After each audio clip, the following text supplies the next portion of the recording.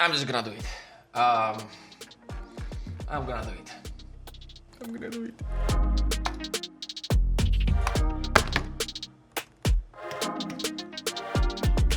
I'm sorry. It was to my wife, not to... It was to my wife, but I think I deserve it today to be able to buy this library. Look, he was here tonight. Huh? We've got the 3-year-old kid and the 2-year-old. The 3-year-old has slept all these years perfectly the entire night. We're so lucky for that. But recently, like a few days ago, at sort of like at 5 a.m., he wakes up, starts crying, and he can't stop crying. Papa wakes up at 4 a.m. each day. And so today I just took him, and while I was working, I had him there. He wasn't crying. He feels safe with Papa.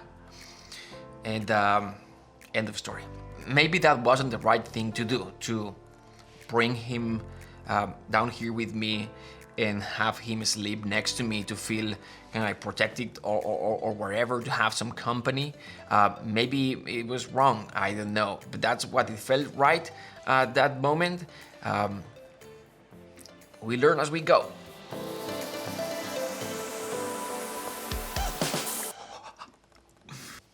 Downloading.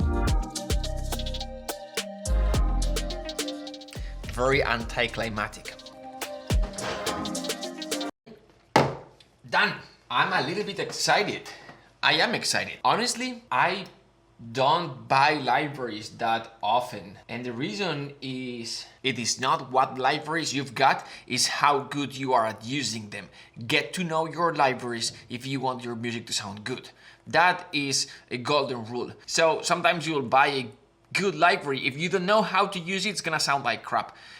But even very old libraries, if you know the strengths of those libraries and how to use them to get what you envision in your head creatively, then much better results. Anyway, boom. Oh. All right, so sections, grand brass.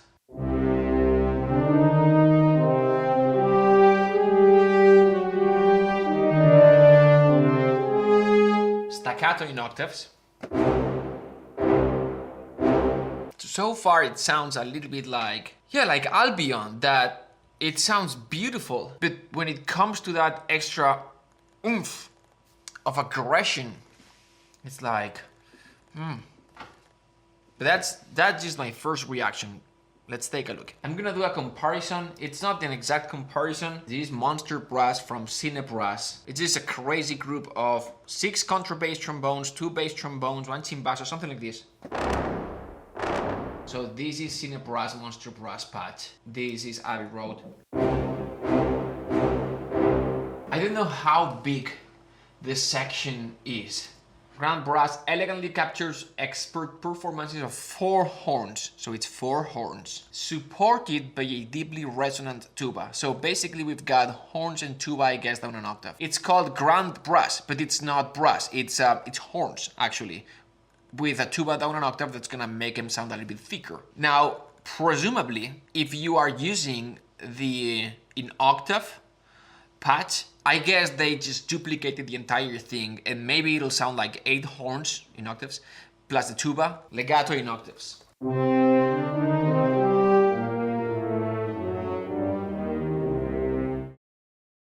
Let's go to soaring legato.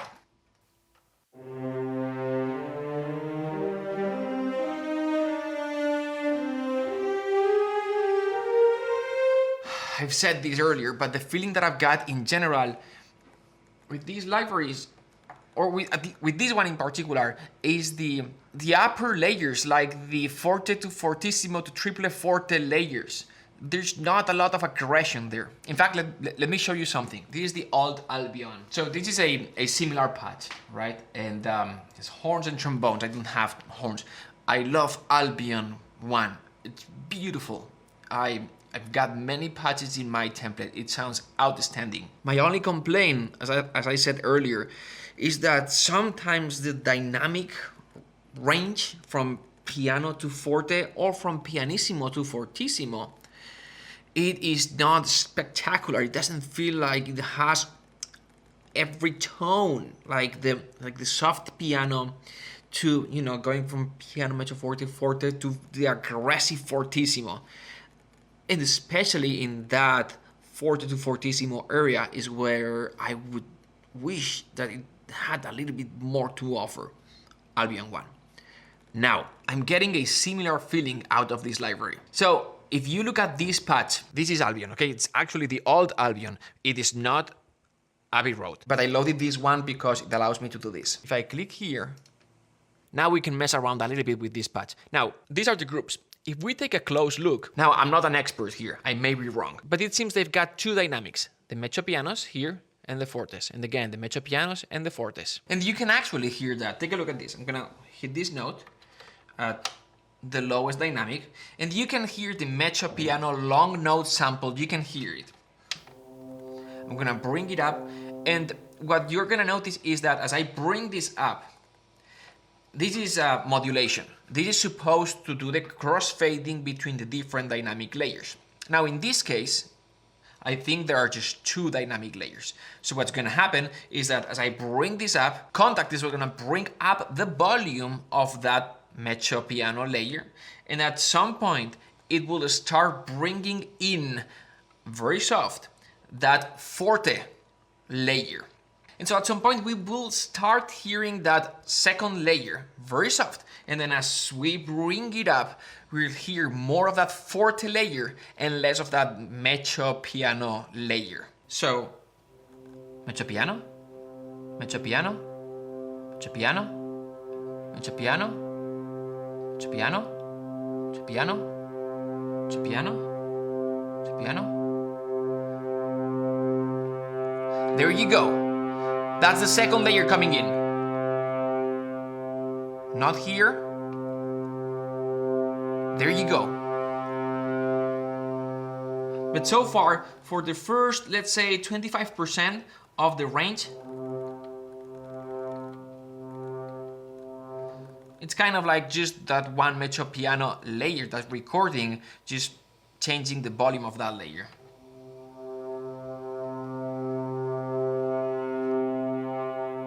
And then about 45 to 50%, we kind of start hearing how that second forte layer fades in, very soft.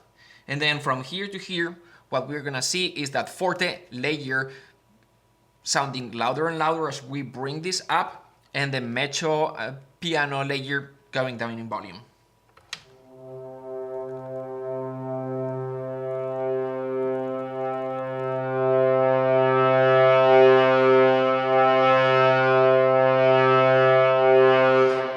But this range here, it is nothing more than, again, that forte layer. We're bringing it up in volume while bringing down the volume of that first layer, the piano, the mezzo piano layer. Now, if done correctly, with good coding, you can make this sound quite smooth, and actually sounds smooth, the transition between the two layers.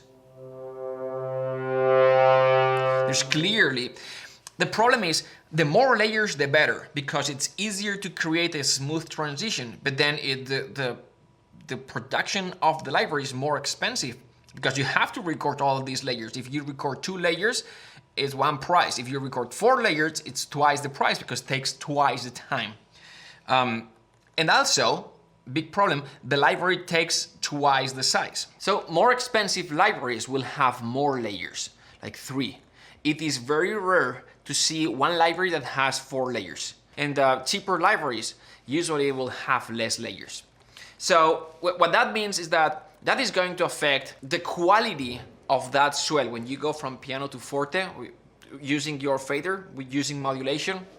Then it's gonna sound a little bit more like meh.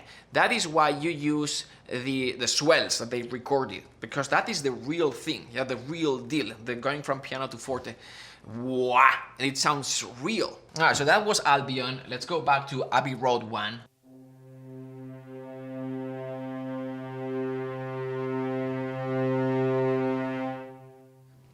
it sounds beautiful. It's very smooth.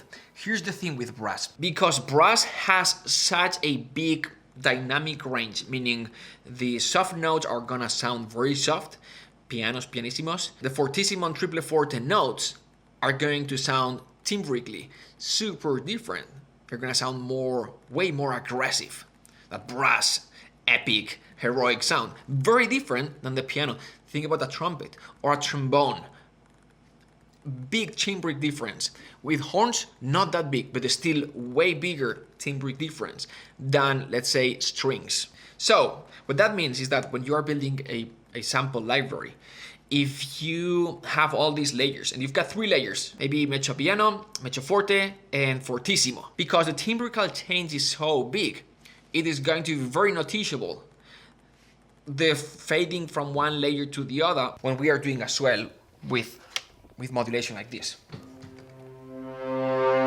Now, if you don't record those fortissimo and triple forte layers, which are the ones that sound more aggressive, but also timbrically are so different than the pianos and the mezzo pianos, mezzo fortes, then it's easier to make it sound convincing. If you stay in that range of, piano, mezzo forte, and maybe forte max, or a little bit more than that, then it's easier to build a smooth crescendo. And you're making the library sound very smooth and natural. It's missing that upper range, the super aggressive triple forte. So back to the studio.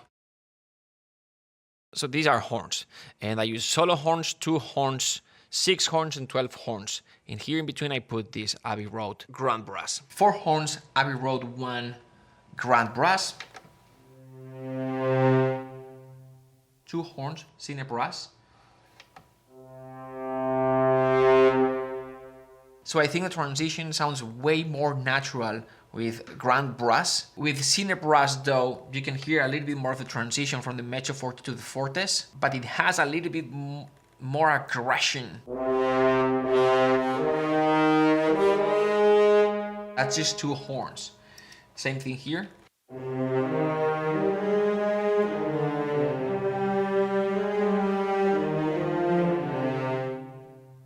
The thing is, this has cellos, so it's a very unfair comparison. This part here,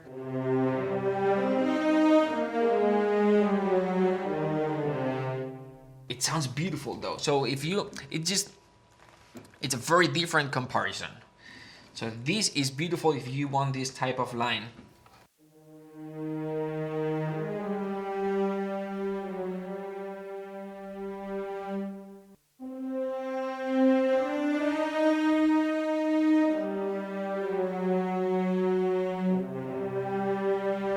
Swells. That is freaking awesome. Yes. Alright, so for example, that is awesome, and that is what you get with a pre-recorded swell. Swells medium.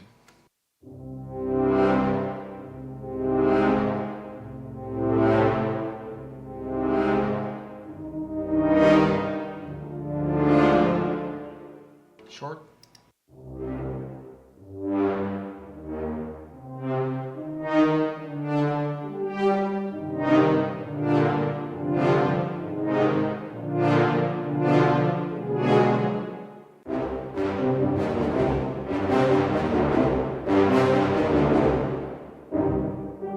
I believe there are just 2 dynamic layers. I could be wrong, but that's what I think. Is the first dynamic layer? This is the second one coming in.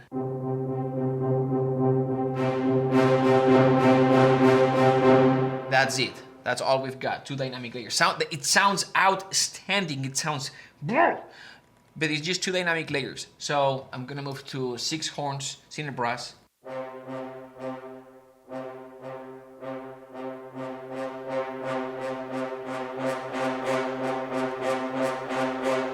Just for comparison, and I'm doing this for me, just to compare with what I'm used to. Grand Brass, 2 layers. So that transition, that middle range, that mid range, the mezzo forte, it's not there. So you're stuck with sort of like piano, and then boom, the forte short note. And now cine brass.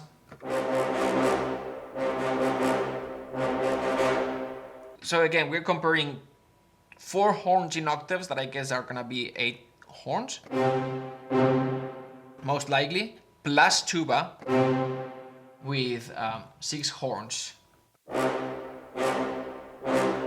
So I'm gonna do something like alright, to see how it transitions to the different ranges. So I'm gonna start with Abbey Road.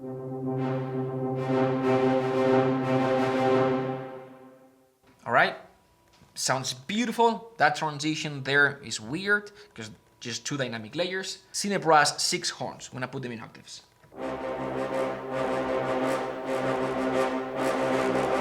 Abbey Road, cine brass, Abbey Road, cine brass.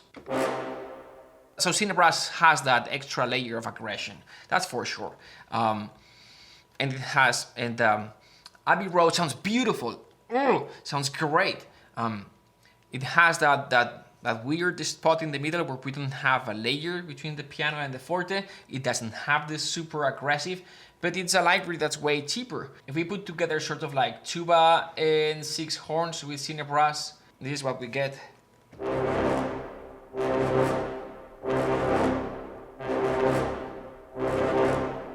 With Abbey Road. One more time, tuba, bass trombone, and 6 horns. So many times this is totally 100% an unfair comparison, because I'm trying to get as close as possible, but the sections are different. It's in this case, for example, I tried to add a tuba there, but it also has the bass trombone. But what I didn't want to do is to kind of like show you something and then not giving you some sort of frame of reference or comparison, right? Because sound, it is so complicated. Maybe it sounds good, maybe it doesn't. I can make it sound good for you, but then if we have a frame of reference, if we have something to compare to, then that gives us a wider perspective. All right, I'm gonna continue. And that we've been going long enough comparing. I'm gonna take a look at the entire library, this time without comparing and without going to the nitty-gritty. Let's just see everything that this library can do and everything that this library has to offer, because there's so much more that we still haven't seen.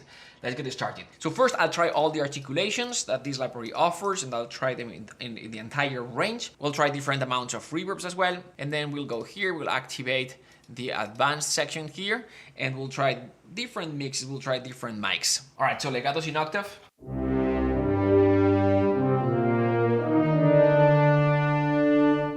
So this is the middle C, this is the higher they get, and the lowest they get is this C here.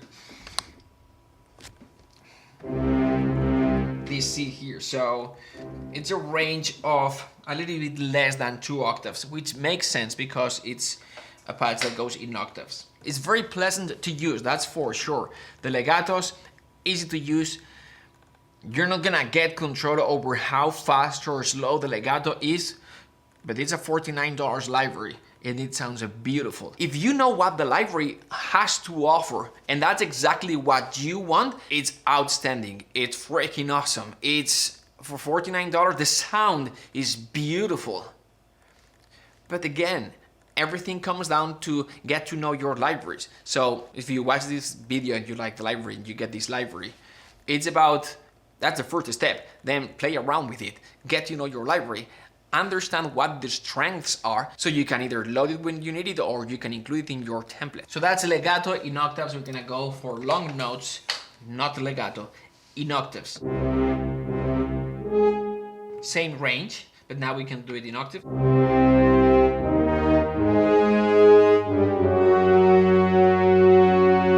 What I like about Spitfire generally is the room sound. No matter if they record in Abbey Road, which is a beautiful room, or Air Studios, which is a beautiful, that room sound that they are able to capture is beautiful. And so sometimes I have other libraries that sound, maybe have that aggression that I need, but the room doesn't sound exactly the same. Or maybe not out of the box. I have to tweak the mix, and it's faster for me just to use or to blend or to layer stack. I'll be on for sort of like the beautiful room, big cinematic sound, and that other library maybe for the aggression. And maybe this time that other library is Cine Brass. Let me just give it a try. Now, one thing that I like doing that I won't be able to do here is I like to build my multis. So I'll load Contact, I'll stack all these patches, and then just on a press of a button, I have that sound. Everything is pre-mixed in Contact, levels, balance, and panning. Everything's there perfectly. And so I've got that sound there. I created that sound. It's in my template. I can use it quick. Now with this, I won't have, because it uses a different sampler, meh. But it's still doable. It's just I'm gonna need 2 MIDI regions basically. I have to record that line twice.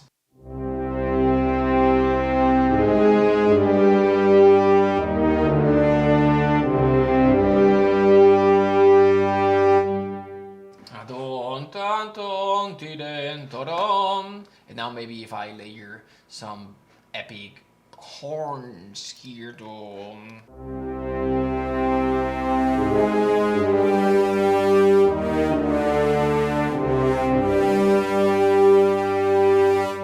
So that last note, without the Cine Brass epic horns kind of thing that I've got here.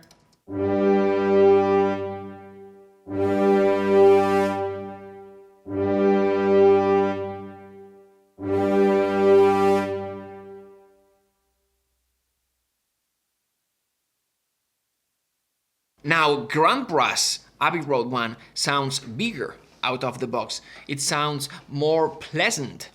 It's easy to use.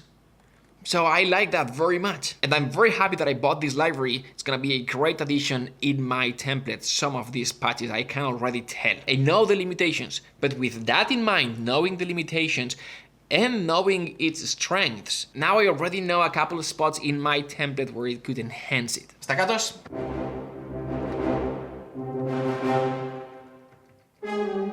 In octaves. Tenuto.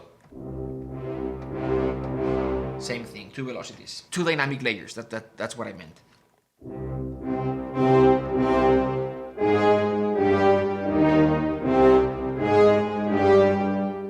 It's very well recorded.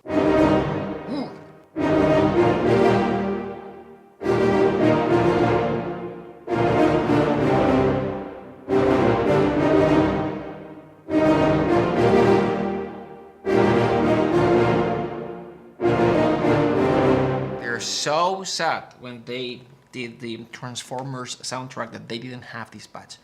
All right, we've tried the swells.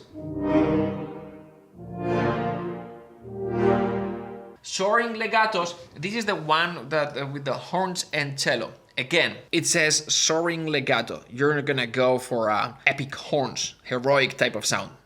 It's horns and cello. The cello generally will soften the sound of the horns a little bit, so it makes no sense to go epic, heroic, bright type of sound. The name of the patch is Soaring, and it's horns and cellos. So.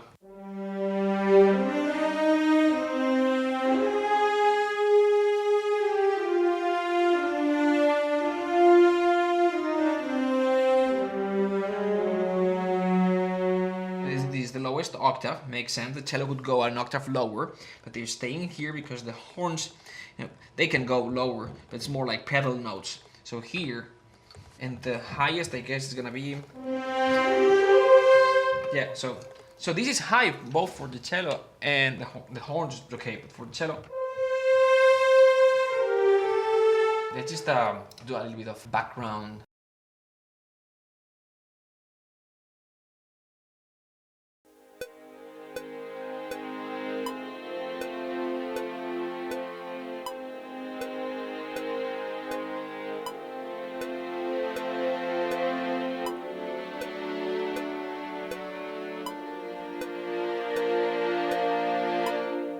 Some silly background strings, let's see. A flat, F, the B flat.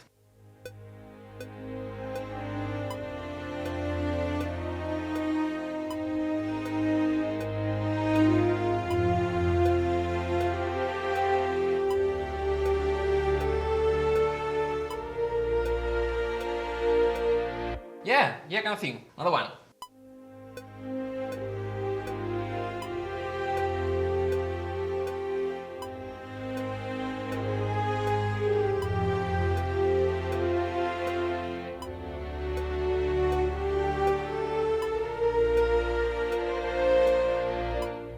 Nice, I like it. It inspires me, and that is good. If you have a template, a setup, a group of library sounds that inspire you, keep them. And finally, there's a hidden one here, soaring long, which is with no legatos, so long notes.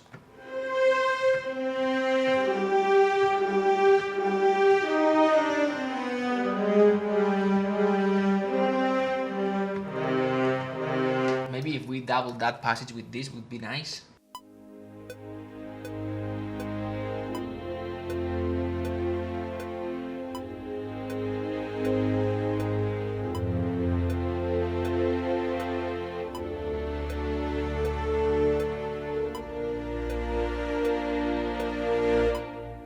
It's nice. It's weird to have the cellos up here for kind of like background harmonies. So I'm gonna now bring it down a little bit.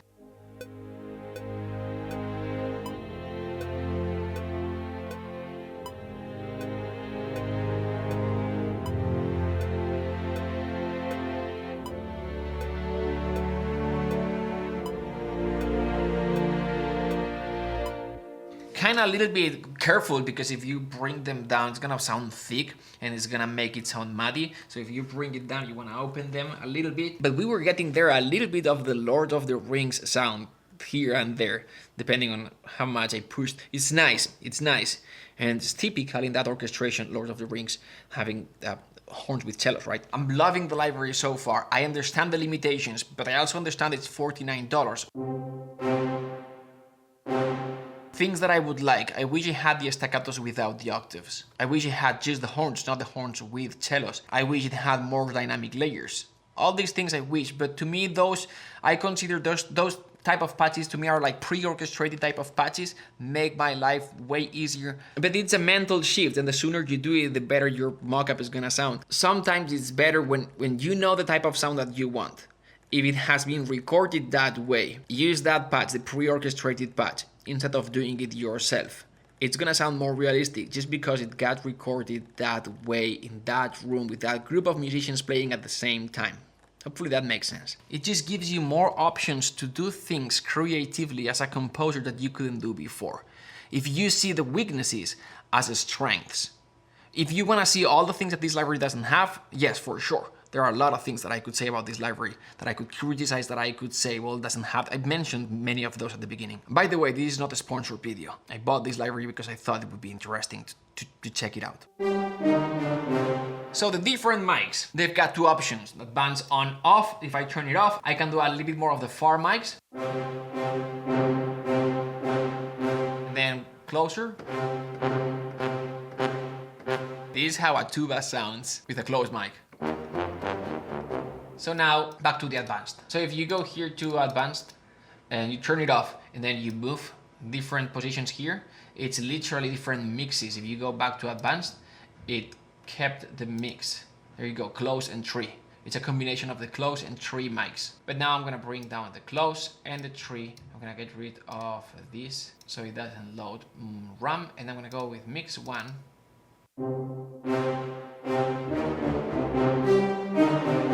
All right, cool, lot of room. Mix 2. I like mix 2 a little bit better. I get a little bit more of detail. I like that. Mix 1 is great as well. It sounds a little bit, I guess I'm hearing a little bit more of the room, which is great as well if that's what I need. There's a description down here. So this is the mix 1. Full room mix, decatrees and outringers, and a curated blend of spots used for luscious, rich passages. Okay, kind of like what I said. Tighter full mix, okay? Again, second decatree and outringers with a blend of spots used for faster, detailed sound. All right, that's what I said. Now here we've got a unique pair of RM1B microphones combined with some classic ribbons to form a vintage scoring stage sound. Okay. And And then the Vintage 2 is a pair of classic reverb microphones, just a pair of them, placed by the conductor for a vintage scoring stage sound. This is kind of like the way they used to record, like Star Wars. It was John Williams conducting and just a pair of mics on top. That's it. So let's give it a try. That Vintage 2. I'm excited about this one. Compared to the Mix one. Yeah, it's more modern, it's a fuller sound. And then we've got Pop. It's a mix of spot mics spanned centrally to give a flexible image that isn't restricted by the orchestral layout. Okay, interesting. Ha! Look at that.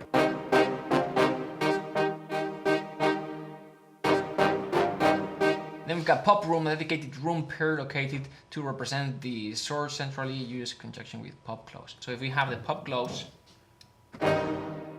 and a little bit of room. Okay, and then here we've got the different groups of mics. We've got the closed mics. Got Decatree 1, Decatree 2. The second one, it's a little bit tighter, more detail. I like that one. But if you want the size, the first one. Ambience. Those are the surround mics. Those are the ones behind at the end of the room. These are the outringers. The ones that make the tree sound wider. The typical mix is the Decatree with the outringers, a little bit of the ambient mics, and a little bit of the spot mics for definition. And the spill. These are the mics from the other sections that are not being used. But when an orchestra is performing, like an entire orchestra, there's a spill, and that you can add that to add realism. Let's go with the closed mics now. So this allows to close the spot mics or to open that mix a little bit. And then in terms of effects, we've got the reverb. So no reverb. Still a lot of room, 50% reverb.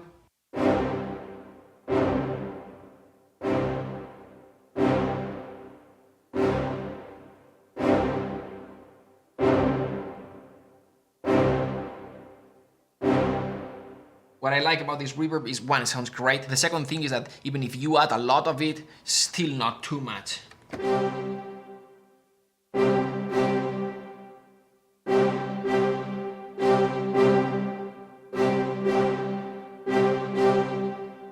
And then we've got the tightness.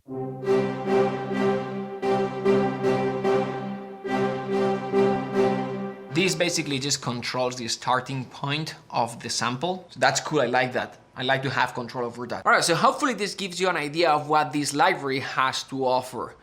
To me, it's like an expansion, that's what it is. If you are buying your first library, 100% do not buy this library. But if you've got kind of like your template set up or your libraries that cover most of the standard orchestral range, then this is a great addition. Also, understand, as I said many times, it has its limitations, not just in terms of not having the individual instruments, but the way it's been recorded and put together. You've seen the dynamic layers and all that. We talked about these things. But on the other side, there's the sound. Understand what this library can give you, and if you understand its weaknesses and you turn them into strengths, this library has a lot to offer, and it actually offers a lot of value for the price. All right, that's it. I'm gone. Thanks for watching. See you tomorrow. Bye. Hey, I almost forgot. Free class where I teach to compose orchestral music, action trailer, love, and sadness. Link in description. Check it out.